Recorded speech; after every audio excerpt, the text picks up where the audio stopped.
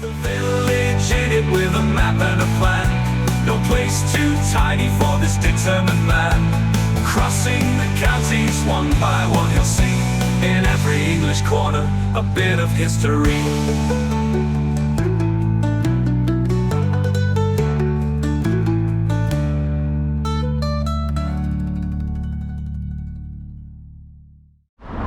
Welcome back to Cheshire West and Chester again, people, for episode number 2. And once again, I have Nikki with me to walk around another place here in Cheshire. With your cold face. Yeah, you'll be fine, don't worry about that. Now, behind me there, you can see a car park. A car park which belongs to Chester's main hospital. That is the Countess of Chester. And basically, that's what covers most of the land in this one. And you've got a question to ask me, have you not? Mm-hmm. Go on. So, the title... the ducal title, I think it's the ducal title maybe, the Countess of Chester. Who is the most recent holder of the title of the Countess of Chester? Do you know? I do not know. We'll find out in a bit. This is Bache.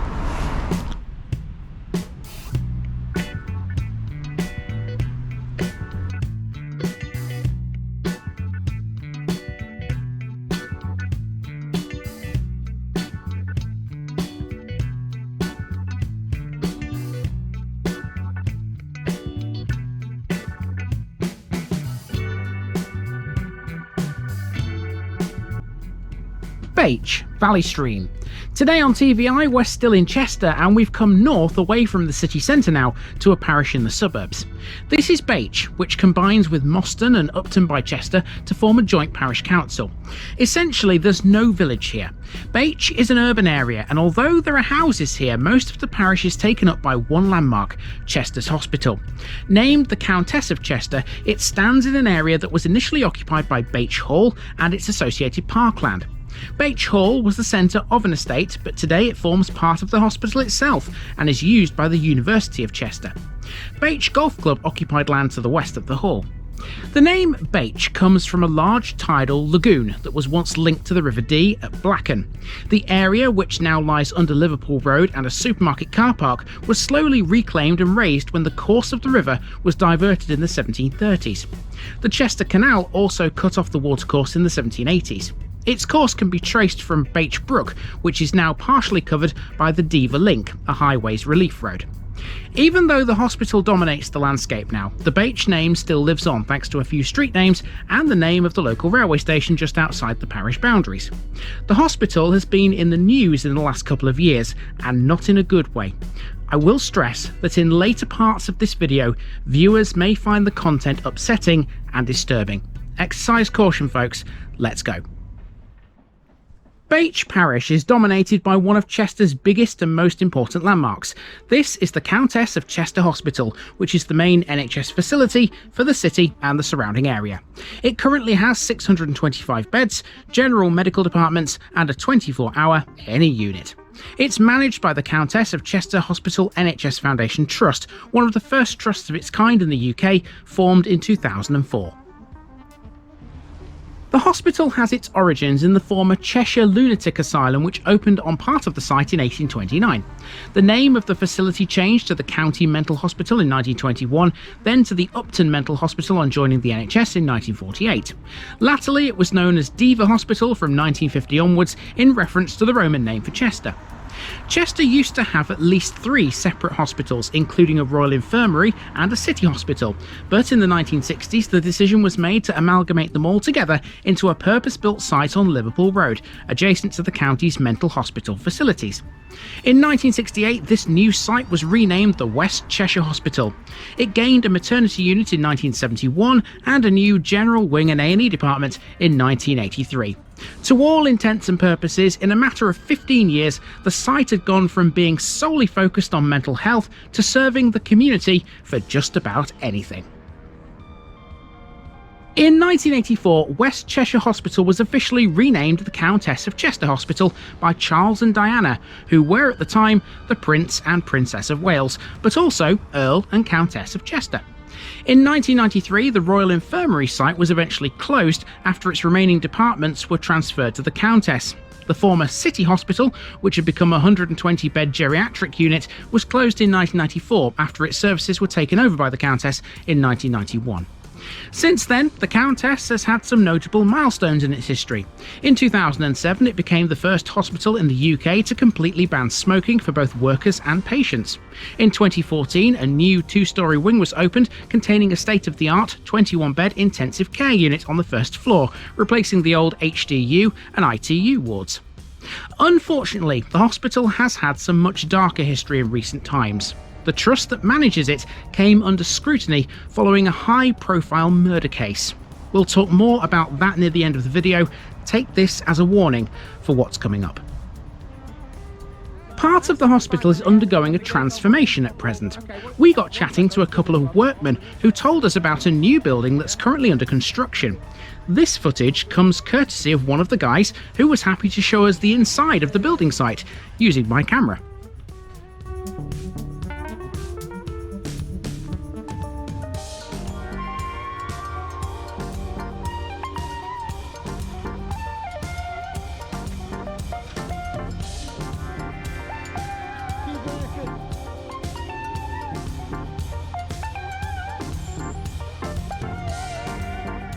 This is Marcus, by the way. He's the best traffic marshal in the business, so if anyone's looking to employ him, A1 professional. Now we're in the southernmost reaches of the hospital site, and it's here where we find the first reference to the name Bache. Before the Countess existed, and indeed before the days of the mental asylum, the land within the modern parish boundaries contained just a hall and some parkland. This is Bache Hall, a former country house which was built to replace an earlier home that had been damaged in the Civil War. At one time it was a golf club house, but later became a hospital building. Since 2013 it's provided residential accommodation for university students. The original house on the site was bought in 1610 by Edward Whitby, Recorder of Chester, but was demolished following the Civil War when it was occupied by parliamentary troops during the Siege of Chester. It was rebuilt in the early 18th century. During the 19th century it was the home of Robert Spear Hudson, a manufacturer of soap powder. From 1902 it was the clubhouse of Chester Golf Club, and in 1911 it was sold to the hospital. Architecturally, it's constructed in red brick with painted ashlar dressings and a slate roof. It's 2 stories tall with attics. The house was designated a Grade 2 listed building in 2001, and to this day it remains the only listed building in the parish of Bache.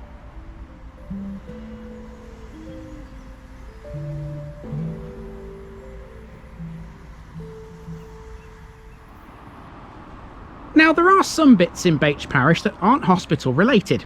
If you walk along Countess Way, south of the hospital grounds, you'll find a pub called the Little Owl. This was previously known as the 8 Rights.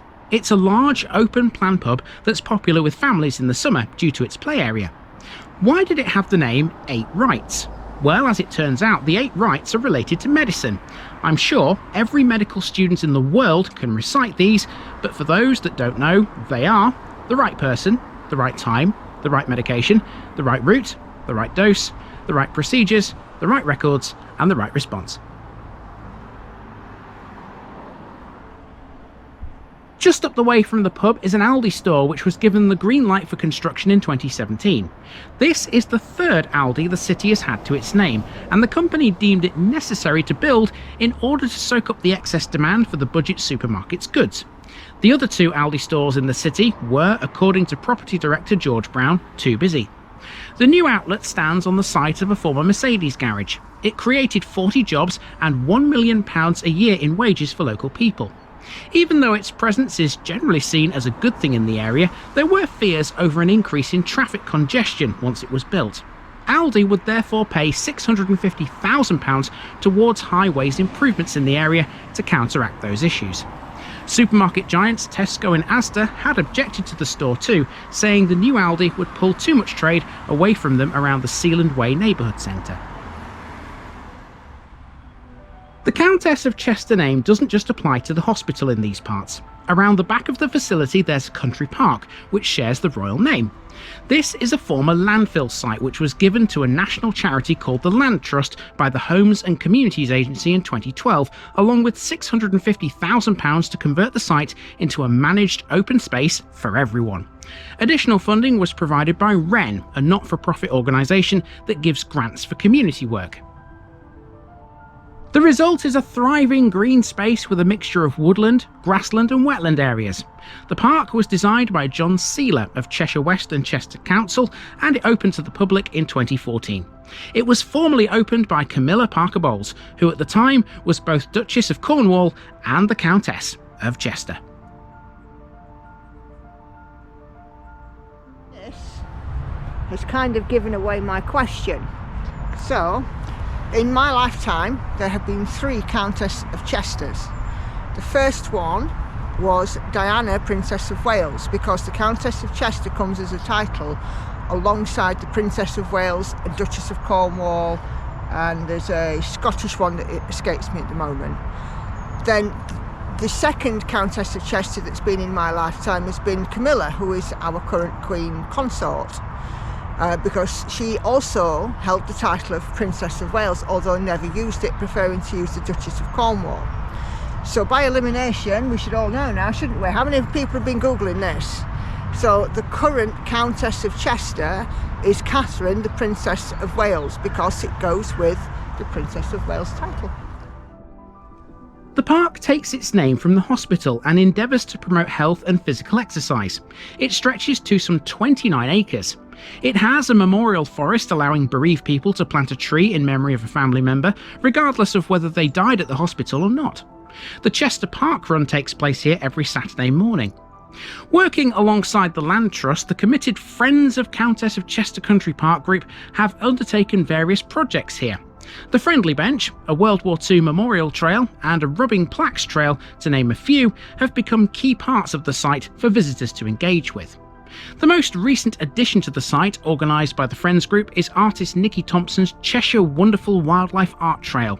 The trail showcases 12 beautiful wildlife illustrations inspired by British transport posters dotted around the park for visitors to explore.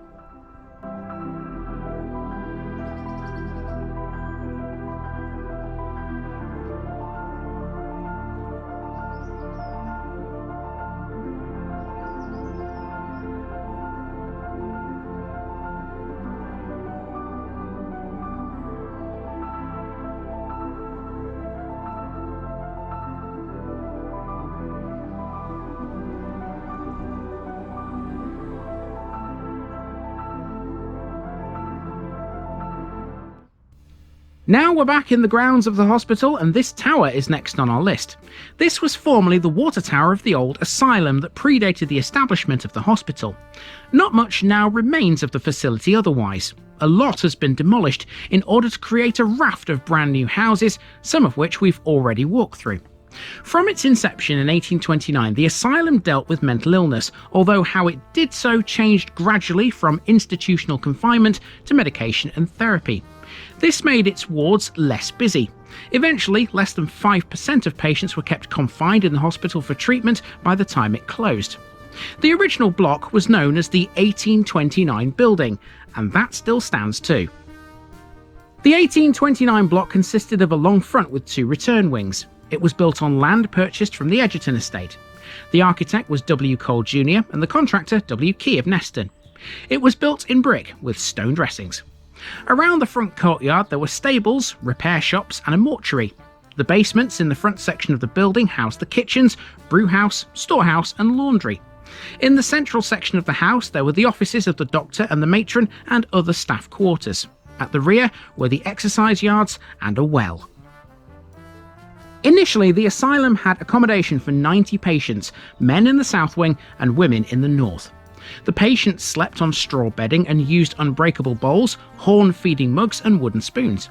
To look after these patients, there were 12 attendants and a matron, but no regular night nurse.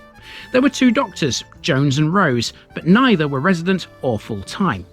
Throughout the 19th century, the asylum expanded in order to accommodate an ever-increasing number of pauper lunatics. The 1829 building was extended, and in 1896 a major building programme started, which resulted in the complex known as the Main. It included accommodation for 404 patients, attendants and administration blocks. In the early 20th century, further building took place which resulted in the Annex. It wasn't until 1853 that the first full-time resident medical superintendent was appointed. He had his own house and servants, the principal aspects of his job being concerned with the administration and legal aspects of running the asylum. There was very little medical treatment available for mental illness except for sedatives such as bromide and paraldehyde. Due to this lack of medical treatment, attendants were appointed principally for their practical skills such as farm work, carpentry, laundry and cooking. The asylum was therefore a self-sufficient organisation mostly. Attendants were poorly paid and lived in, with part of their pay consisting of free lodgings, food and laundry. The average number of patients during 1860 was 300, rising to 600 in 1890 and again to 900 by the year 1900. These numbers significantly boosted population figures for Upton and Bache at that time. By the 20th century, attendants were receiving classes in first aid and able to study for the medico-psychological certificate in asylum nursing. Now, it's important to note that most of the buildings associated with the asylum sit outside the boundaries of Bache Parish, but still within the grounds of the Countess. So too does this old chapel. This is now a spiritual care centre, but it was originally the chapel that belonged to the asylum. Constructed in an early English architectural style, it has a 6-bay nave, a single-bay chancel, vestries and north and south porches. At the west gable is a bellcote containing a clock. The east window has 3 lights and the west end is a 2-light window. It's a Grade 2 listed building and its architect was T.M. Lockwood. The spiritual care centre is open to everyone and it's a place for quiet prayer. On Sundays at 11 a.m, there's an interdenominational service with Holy Communion for patients, staff and relatives.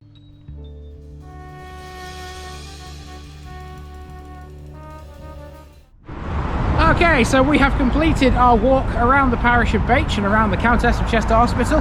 Seen a few interesting things on that walk, haven't we? Oh, definitely. And whilst not speaking to the camera much, I think that the hospital itself and whatever Andy's putting into this video will definitely speak for it. It is quite, quite some place to come to and some place to see. But we haven't finished with it just yet. Now then, people, this place has been in the news quite a lot over the past few years, and for not a very nice reason, I have to admit. I will warn you, the rest of this video you need to take with a lot of precaution. You don't have to carry on watching, and if you do, just be warned, you may find it very upsetting. Now, viewers of a nervous or sensitive disposition should consider skipping this last part or foregoing the rest of the episode. If that's you, and this is where you're leaving us today, thanks for watching, and I'll be back to Chester very soon. For those who want to carry on, here's the story of Lucy Letby. Now, before we get into this, I will stress this is a seriously scaled down version of the events that occurred at the Countess. There are way more detailed accounts of it available online and on YouTube. This is my best attempt at a summary. In August 2023, Lucy Letby, a neonatal nurse who'd worked at the hospital several years earlier, was found guilty on 7 charges of murder and 7 charges of attempted murder. Her conviction followed a lengthy, high-profile trial over the collapses and deaths of babies who were being cared for on the hospital's neonatal ward during 2015 and 2016. These attacks were carried out by injecting the babies with air or insulin, overfeeding them, or physically assaulting them with medical equipment. Put simply, these would have been horrific deaths. For the crimes, Letby will remain in prison for the rest of her natural life after being given the rare whole life order. Letby was born in 1990, the only child of a finance manager and an accounts clerk. According to one of her friends, her birth was difficult. Supposedly, it was the actions of nurses who helped save her life at that time that inspired her to become a nurse herself. After being educated at Ayleston School and Hereford Sixth Form College, the University of Chester was her next stop, working as a student nurse during her 3 years of training, carrying out placements at Liverpool Women's Hospital and at the Countess. Letby initially failed her final year student placement but passed a later retrieval placement. Letby was the first member of her family to study at university and graduated with a Bachelor of Science in Nursing with a speciality in child nursing in September 2011. A year later, now a registered nurse at the neonatal unit, her responsibilities including caring for a wide range of babies requiring various levels of support. Letby even said herself that it was nice that her work involved seeing them progress and supporting their families. Letby had 2 training placements at Liverpool Women's Hospital in late 2012 and early 2015, which came under investigation after her conviction. The BBC reported that potentially life-threatening incidents occurred on almost a third of Letby's 33 shifts whilst on these placements. The first of these was noticed in November 2012 when a baby Letby was looking after collapsed and water was discovered in his breathing tube. In July 2013, Letby and another senior nurse set the infusion rate for a newborn's morphine at 10 times the correct amount. Letby was required to undergo extra training after that and was suspended for a week. In 2015, after qualifying to work with infants in intensive care, antibiotics were administered to an infant that was not prescribed them, which was misclassified as a minor error. This led to her being reassigned by the ward manager from night shifts to day shifts. Also in 2015, 4 collapses occurred in the same neonatal unit of the Countess, 3 leading to deaths of the infants involved.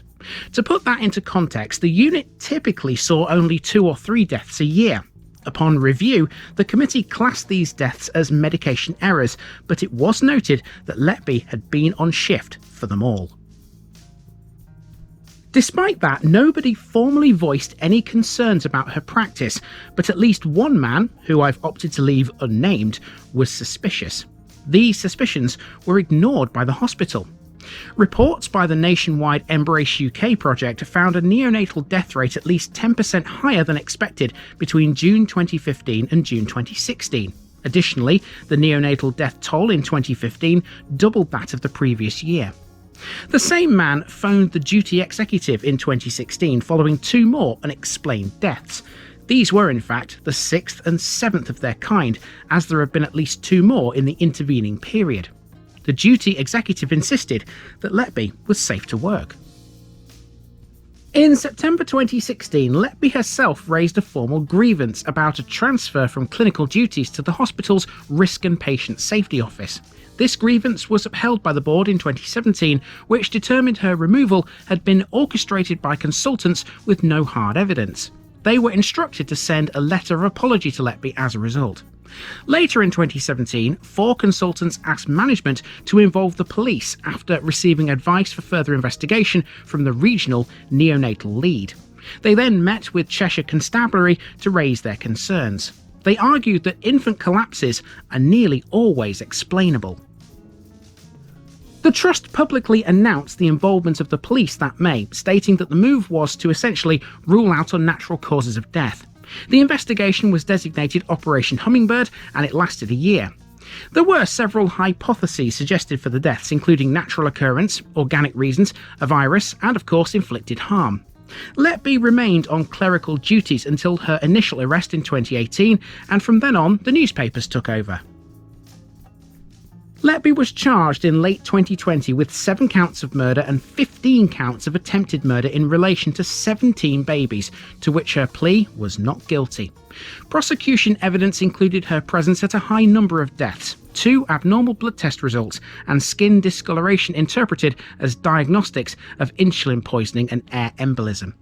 Furthermore, there were inconsistencies in medical records, the removal of nursing handover sheets from the hospital, and oddities in her behaviour and communications. The latter included handwritten post-it notes, which were interpreted as confessions.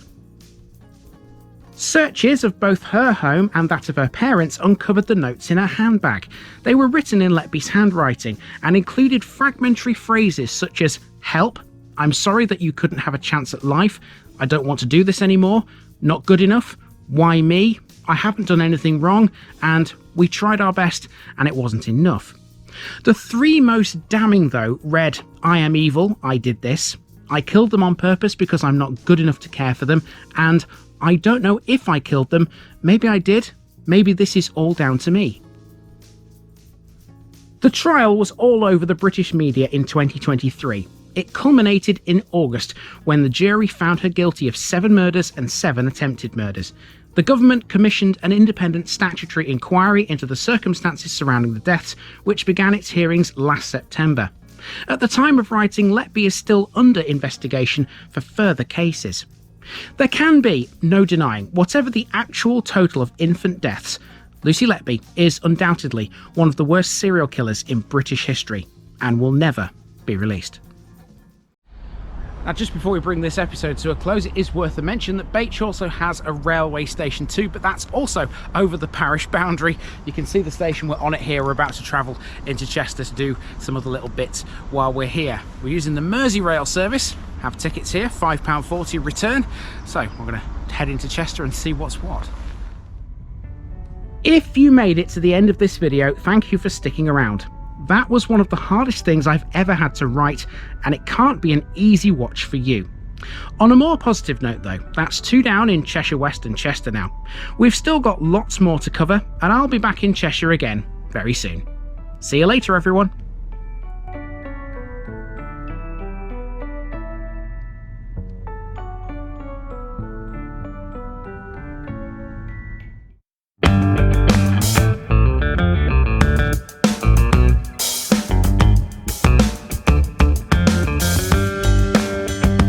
Now, just before I go, remember, this video is part of a huge project to visit every civil parish in England. That's more than 10,000. These routes are pre-planned, and due to time constraints, I can't cover every detail or walk down every street. Please don't complain if this video missed something out. I pronounce names how I choose to. I am very aware that local dialect may vary, and I don't take kindly to criticism about this. You've been warned. It's impossible to know everything too. If this video was terrible, make your own. If you're a regular watcher of The Village Idiot, you're not the only one. If you've got a small business, why not use my videos to advertise it? Leave a comment below if you're interested. And finally, thanks for watching this episode, everybody. Give us a like and a subscribe if you've enjoyed this episode, and share it with your friends and relatives. It all helps to keep this mission going. Until next time, I've been Andy, also known as The Village Idiot, and I'm out.